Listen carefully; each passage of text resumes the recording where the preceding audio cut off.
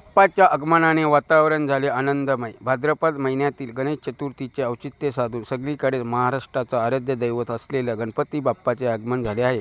श्री गणेशजी जशी बुद्धीची देवता तशीच विघ्नहर्ता म्हणून त्याची सर्वत्र ख्याती। म्हणूनच कोणत्याही मंगल कार्याची सुरुवात ही श्री गणेशाच्या पूजनाशिवाय होऊ शकत नाही। अशा या आपल्या सर्वांच्या लाडक्या आराध्य दैवताचे भाद्रपद चतुर्थी निमित्ताने घरोघरी आगमन झाले आहे। अशातच खैरे येथील अनंता लक्ष्मण धारवणे यांच्या घरगुती बाप्पाचे थोडक्यात घेतलेला आढावा। लहान मुलांनी मिळून सुंदर असे जेजुरीचे मखर बनवून सुंदर अशी कलाकृती केली आहे। तसेच सकाळी संध्याकाळी बाप्पाची आरती करून बाप्पाला नैवेद्य अर्पण केला जातो। भजन करत सर्व वातावरण आनंदमय होत आहे।